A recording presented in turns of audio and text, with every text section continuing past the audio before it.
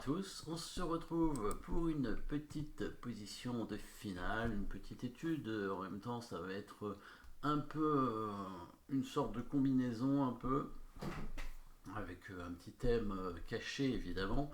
Donc ici tour fou et pion contre fou cavalier 2 pions. Avantage pour les blancs, mais bon, pas un gros avantage, hein, une qualité pour un pion. Après, le pion blanc donc est bloqué plus ou moins. Il y a quand même deux pions chez les noirs qui peuvent être dangereux. Le souci qu'ont les noirs dans cette position, c'est le placement de leurs pièces, hein, avec le fou et le cavalier non protégés sur la même trajectoire. Donc est-ce qu'il n'y aurait pas une possibilité avec la tour de venir les attaquer?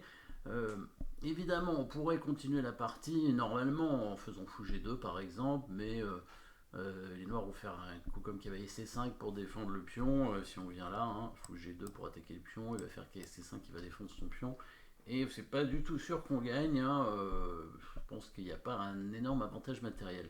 Donc on va plutôt chercher les coups forcés, évidemment, comme d'habitude, et dans l'idée de venir peut-être gagner une pièce grâce à une enfilade. Donc on pourrait envisager un petit échec, évidemment ici avec la tour, pour ensuite, quand le roi va descendre, refaire un échec, et ensuite aller en A7 pour attaquer le fou et le cavalier en même temps.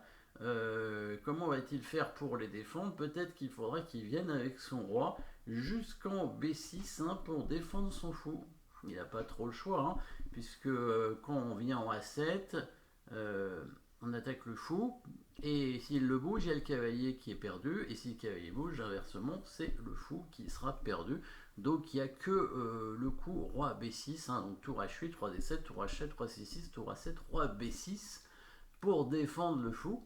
Voilà, et maintenant il faut trouver le dernier coup, qui est, enfin l'avant-dernier coup en fait, qui permet du coup de gagner le fou et donc de gagner facilement la finale. Donc c'est une petite combinaison très simple, hein, finalement, bon, qui est dans une étude, hein, c'est le genre de combinaison qui peut arriver, hein, évidemment pas dans cette position, mais ça peut arriver en partie, hein, c'est pas très très courant évidemment, mais vous l'avez certainement vu, toujours les coups forcés évidemment.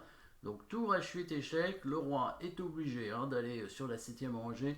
Il faut qu'il aille vers son fou pour pouvoir le protéger, hein, sinon il perd une pièce et il va rien se passer évidemment. On va prendre le fou et puis on aura une tour de plus, et les pions passés des noirs sont pas assez avancés pour qu'on puisse pour qu'ils soient dangereux. Donc le roi vient en B6 pour défendre son fou. Et maintenant, qu'est-ce qu'on fait? La dernière pointe, évidemment. N'oubliez pas de mettre la pause, bien sûr, hein, à chaque fois, hein, avant la position, et puis pendant, hein, quand il y a des positions importantes, évidemment, pour chercher les bons coups. Et le mieux, c'est de mettre la position sur un vrai échiquier en 3 dimensions, si possible, hein, et de réfléchir sur les coups. Voilà, vous avez peut-être trouvé le coup forcé qui permet de gagner une pièce, voire de mater, suivant ce qui réagit, ce qui fait, voilà, le coup tour à 6, petite attraction du roi, et ensuite attaquer la découverte, mat directement avec le pion. Évidemment, s'il ne prend pas la tour, s'il bouge son roi, on prend son fou, et voilà, on arrive avec simplement une tour d'avance dans cette petite position très simple, vous avez vu.